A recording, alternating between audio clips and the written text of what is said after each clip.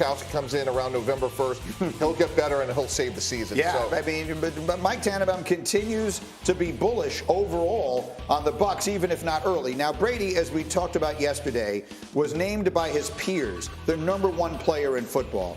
And he quoted yesterday, or he tweeted yesterday, "This is just a testament to the family, teammates, coaches, staff, and every single one of you who've supported me along the way. Thank you all. Let's go get another one." And he tagged the Buccaneers. That is very different from the way Brady was talking on Saturday night after their preseason game. Listen to this. It's all personal. You know, everyone's got different situations they're dealing with, so we all have really unique challenges to our life. And, you know, I'm 45 years old, man. There's a lot of going on. So, you know, you just got to try to figure out life the best you can. And it's a continuous process. So I'm ready to go. All right, so Ninko, you weren't here yesterday. Again, Ninko and Brady played together for years. You're very good friends. A lot of us were really struck by how different he sounded from the way he normally does and how different he looked from the way he normally looks. What thoughts did you have? He's got a lot of stuff going on, and I'll say stuff. But again, he's 45 years old. He was retired. He's coming back. Now there's more information on potentially him being in different teams and different locations and having more control over things that really are out of his control now. So again, there's a family dynamic to things. You know, there's the football dynamic. I just don't think we've ever seen a Tom Brady miss any training camp days. I mean, I think back to when we were in the Patriots, and if he missed one day, it was like a massive issue because he always wanted to be on top of things, and timing is so important offensively and chemistry, and he's been in Tampa. So I think the chemistry is already there, but the biggest concerns I have are, number one, the offensive line, because when you're 45 years old, you have to have protection from the inside out. So the inside of the offensive line has to be the best part of the offensive line. Right. Because when you're stepping up into your throws, and you've seen guys for years run past Tom, that doesn't bother him. It's up the middle. It's when guys are in his face, when he can't step up into a clean pocket. That's really a trouble for many quarterbacks, especially when you're at your age, at his age, and now he's trying to make another run at a Super Bowl. Those stressors of the football stress plus outside whatever he's dealing with, that's another aspect of things that we haven't seen before. That's exactly right. And again, I've made it clear for anyone, if you're just joining our show here, we're not speculating on this show about anything. What he wants to talk about and when he wants to talk about it, that's when he'll do it. But it is reasonable and fair, because he's the one pointing it out, to say he clearly has stuff going on in his head, whatever it may be. We've never wondered if he was 100% all in before, because he's been more all in than maybe any player in the history of any sport.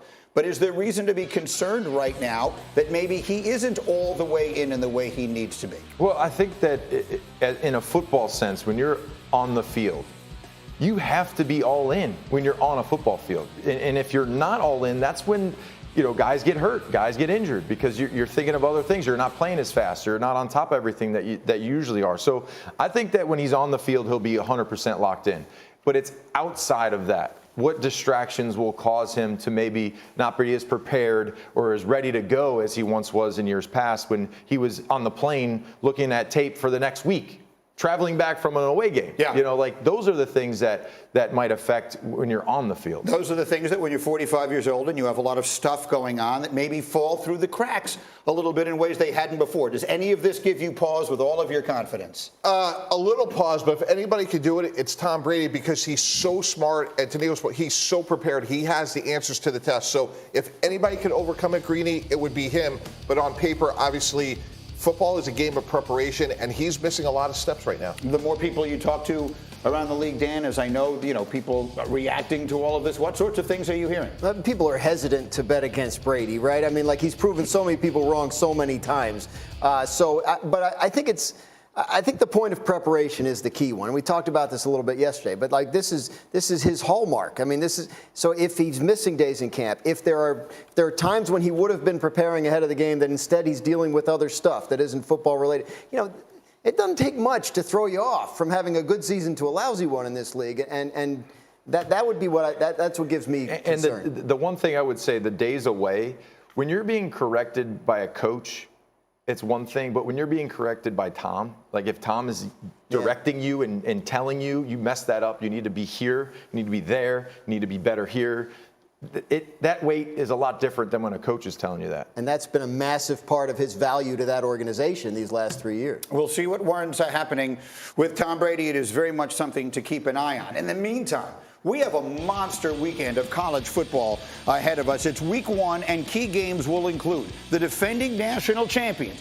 Georgia, number 3 ranked in the country this year, taking on number 11 Oregon. That game is in Atlanta. You'll see it Saturday afternoon on ABC. Meanwhile, on 7th ranked Utah, coming off a Pac-12 title and a Rose Bowl berth, will visit the Swamp to take on Florida as the Gators begin the new era post-star, because Serena was just too good. She was moving as well as we've seen her move in years last night. Here's 5-3 in the second, a match point opportunity for Serena, and that is that. 6-3, 6-3. Serena survives and advances. She moves on to round number 2, which will be yesterday. And then there was a ceremony to honor her on the court, where she addressed the crowd who was there last night to show their love. Yeah, it's been a very hard decision, because I think when you're passionate about something and you love something so much, it's always hard to walk away. Sometimes I think it's harder to walk away than to not. And that's been the case for me. And so I've been trying to decide for a little while what to do. I think now's the time. I just have a family, and so it's just like family. There's other chapters in life, and I call it evolution. Just keep coming out and supporting me as long as I'm here, and know that I love you so much, and I'm so excited to be here.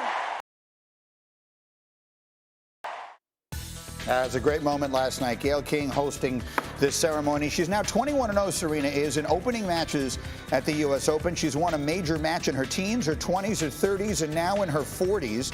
She will face the world number 2 tomorrow in the second round. She's also playing doubles alongside Sister Venus, so hopefully plenty more from Serena in the week to come. Next up, your morning wake-up call. Aaron Judge making history. Michael Kay behind the mic. The 1-1. High drive. Left center. Trout back. Walking up. See ya, number 50. Aaron Judge connects for his 50th home run of the year. And it's 4-3 Angels.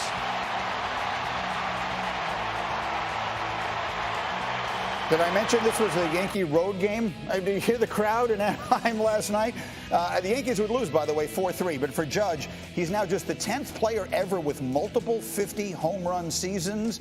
And as you see, he's the 3rd Yankee to do it, along with Babe Ruth and Mickey Mantle. Full highlights of that game coming up a little later in the hour. Meanwhile, huge news out of the NFL. Jimmy Garoppolo and the 49ers stunning everybody with a restructured 1-year contract agreement that will keep the quarterback in San Francisco this season. The contract contains a no-trade clause and a no-tag clause. So Garoppolo will have the freedom to leave in 2023.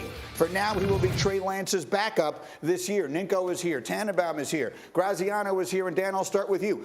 We thought that he was going to be moving on. Now, is he assured of being there all season long? Oh, no. Look, they just spent the last 6 months telling everybody that would listen that they were going to trade him. They wanted to trade him. They gave him permission to seek a trade. The fact that he has a no-trade clause just gives him some say in where he ends up. But what they've done is extended their trade window by 2 months. The NFL trade deadline is November.